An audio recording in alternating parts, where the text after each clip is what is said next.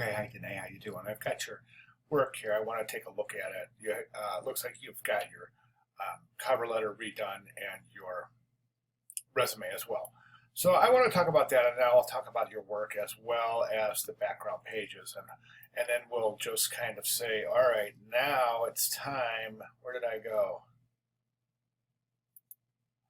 Now it's time to really start tightening things up because we're getting very close here. Okay, so let's take a look at the um, cover letter, and the first thing I want you to do is you're being so wordy, and I know it's asking a lot of you to cut it down, and I know you have, and I know you like to be a very thorough in your writing and your communication, and you're doing much better, but this is still too text heavy. And I'm going to show you why in a second. If you take a look over to the cover letter section of week 4, building the cover letter, you're going to see a real nice formula there for what you should actually do. What I want you to do, I want you to take a look at that, and I really want you to stick with that. And don't be afraid to omit things that don't sound like they're that important. For example, this says, first paragraph of the cover letter catches the reader's attention, states the position being applied for, where the lead was generated, and finishes with a creative statement of why you want the job. Okay? So you start out with, I am experienced artist, regular, creating both physical and digital compositions. Okay, so that's your phrase that's going to get their attention. Then I'm going to tell you something. You got to remember now, your competition all has experienced in digital and regular layout and composition. So that's a tough one right there. Opening with that. I'm for all business while you're getting hired. So I'm saying. I'm saying in your cover letter and in your resume, just be as straight to the point as you possibly can. In other words, here you should just really say, introduce yourself, dear Mr. Glass. My name is Danae, blah blah blah blah blah blah, and this is what. Okay, I'm applying for a position of, like you said here, and then where the lead was generated. So where did you get that? You're saying you're just jumping into, you're willing to relocate and branding, marketing, environment. So you should just go straight to this. I became aware of this from Acquian. Okay, and then finishes with a creative statement. So basically, what you're doing is saying, "Hi, I want this job. I'm applying for this job. This is where I found the ad. And I think I'd be great for the job." That's it. Okay, second paragraph, your current experiences and responsibilities. Two or three of your skills that are directly responsible to the job. Okay, so you start here, my degree at Southern Oregon University with a BSA in art, and I'm currently getting a digital. No, listen, I'm just going to be really blunt with you. Okay, nobody cares. Nobody is going to care. People are going to read this today. They're going to read it and go, all right, come on. Get to the point. When there is a tight deadline, I welcome the challenge. Much of my career, I involved interactions with clients and vendors, phone, email. Hence, I've acquired the skills. And come on, get to the point. And I'm just being honest with you. I'm not trying to be rude. I just really want you to think about what I'm saying. Okay, this is good. I'm glad you designed your cover letter your letterhead like this, because it really is going to open up a lot of versatility.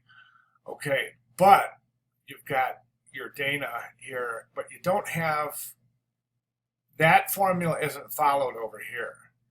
So you should use your letterhead for your not only your cover letter, but for your resume as well. This resume it's good. It reads very well. I think there's some grouping issues, like this June 2012 to present, freelance proofer, self-employed. I don't know where to go next. In other words, is it June 2012 to present, self-employed as a freelance proofer graphic designer in Ashland, Oregon? Or is it, do you see what I'm saying? So there's no real indication of the direction that you want the viewer to go. Do you want them to go across on the first line or down and then over to, do you see what I'm saying? So think about your grouping a little bit more. And then, if you go over there again to week 4 for the resume, you're going to see that this is another nice little formula written out right here for you that says in your resume, you have to have your contact information, a career statement. That will be expected. Professional experience, employment record, computer and software skills, education, awards, accomplishments, design clubs and organizations, and references. References are optional. Design and organizations. It's going to show incentive that that you include, that you know how to include, or you show that you want to include your student work in your portfolio. Okay, so this all of this right here, the summa cum laude and all that stuff, I think can be eliminated because quite honestly, it's in the design world. Your grades will never come up. What's going to happen is, and here's the formula: if your cover letter is up to snuff, okay, and your cover letter, and any design hiring professional is going to tell you exactly the same thing. Well, the honest ones will. The cover letter needs to pass the test, okay, and the test means absolutely no errors whatsoever, impeccable typography, straight to the point and very businesslike.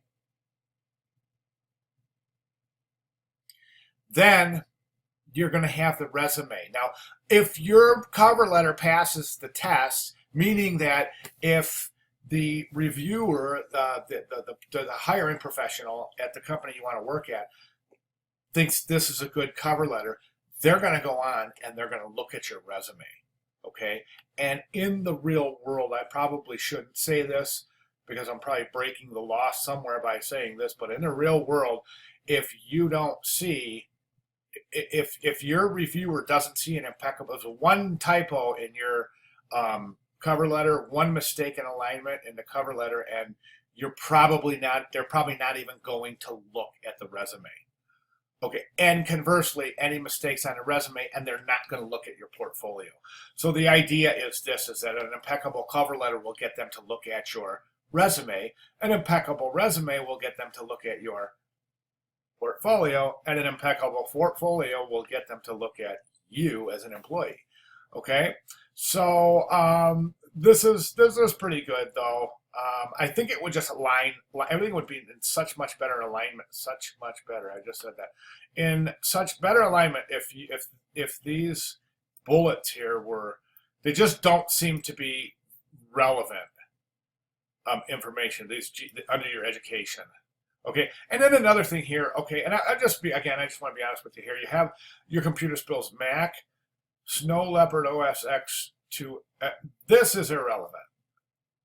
Okay, it's not. That's knowing a operating system isn't really. I mean, if you want to see you can cross-platform Mac and PC, that's great. But individual, I would leave that out. Microsoft Office skills for both Mac and PC. I would leave both Mac and PC out. Just say that you cross-platform both Mac and PC. You don't have to name the individual skills that you can do that on. These, you don't need this 2003 to 2011 Word Publisher SL. Just say Microsoft Office. Okay, that's all given.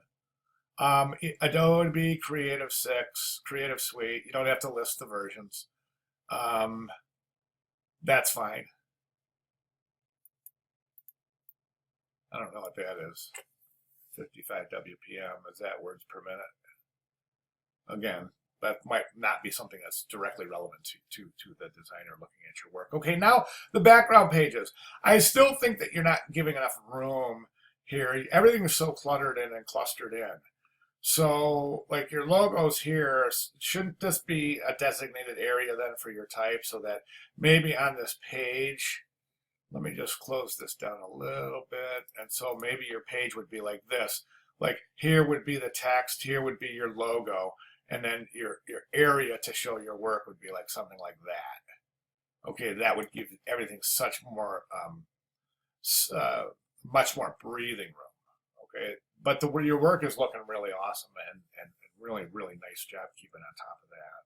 Okay, so that's what I have. If you have any questions today, get with me. But you're moving along beautifully, and it's it's time to wrap it up, and you're right in there. So let's do it. Okay, thanks. Any questions at all? Get with me. Okay, thanks.